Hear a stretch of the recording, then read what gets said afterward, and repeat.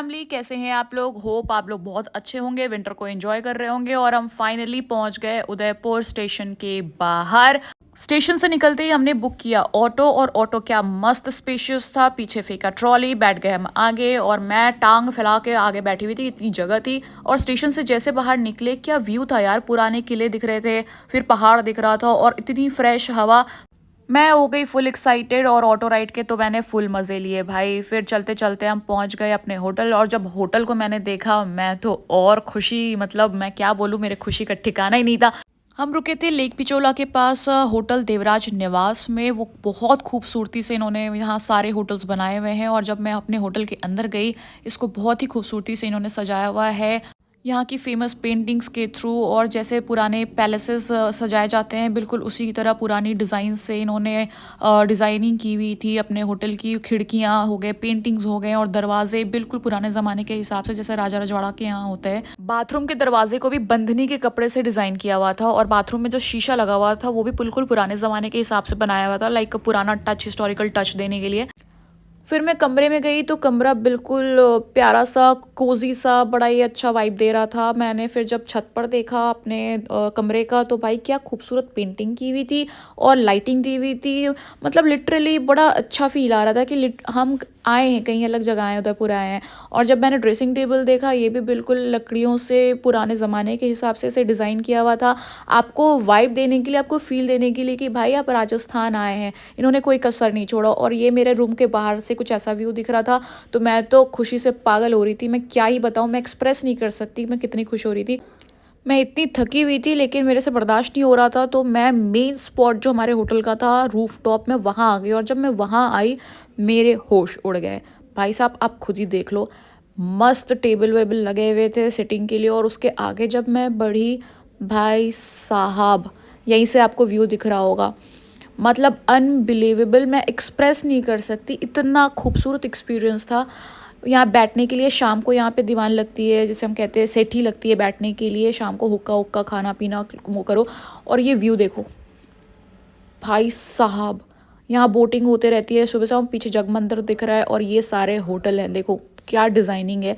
ये देखो क्या खूबसूरत व्यू है भाई। और आपको बता दूं, हम जिस होटल में रुके हुए थे, उसे काफ़ी ज़्यादा अवार्ड्स भी मिले हुए थे, अच्छी रेटिंग्स मिली हुई थी इसे। फिर बिना रुके मैं गई नीचे, ब्रश करा, फ्रेश हुई, और इतनी ज़्यादा भूख लग रही थी कि नहाने की हिम्मत तो नहीं हुई।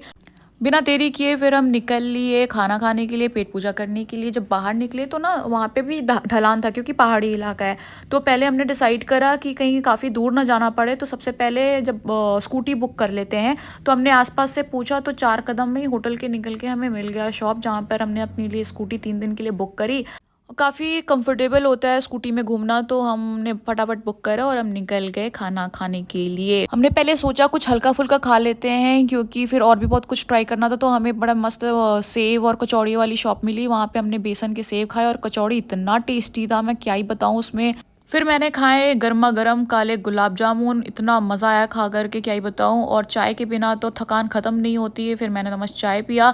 मेरे हस्बैंड को खाना था केएफसी का चिकन, उन्होंने काफ़ी दिन से नॉनवेज नहीं खाया था, तो उनके साथ साथ मैंने भी केएफसी का चिकन ठूस लिया। पेट पूजा करने के बाद फाइनली हम वापस होटल आ गए। इतने थके हुए थे कि हमने सोचा थोड़ा रेस्ट कर लेते हैं, फिर शाम को घूमने के लिए निकलेंगे।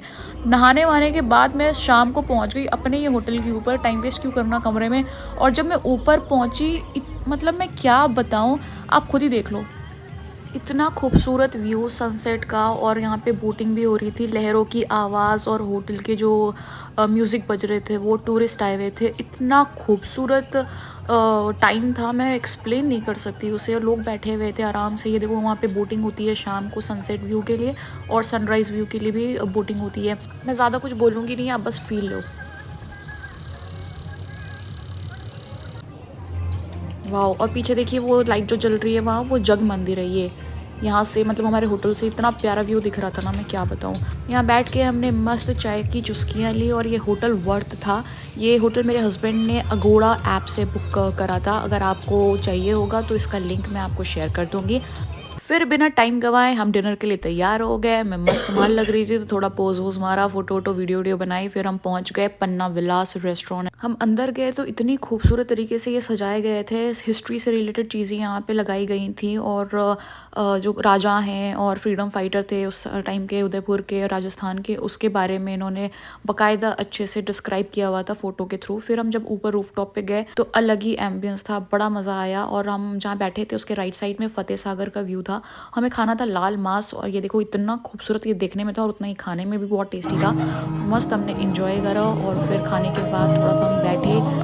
ये है पीछे आप जब देख पा रहे होंगे, ये फ़तेह सागर का सामने से व्यू दिख रहा है। बहुत अच्छा एम्बियंस था, मैं डिस्क्राइब नहीं कर सकती। खाने के बाद हमने थोड़ा एंजॉय करा और ऐसे बिताया हमने पहला दिन। मिलते हैं अगले वीडियो में।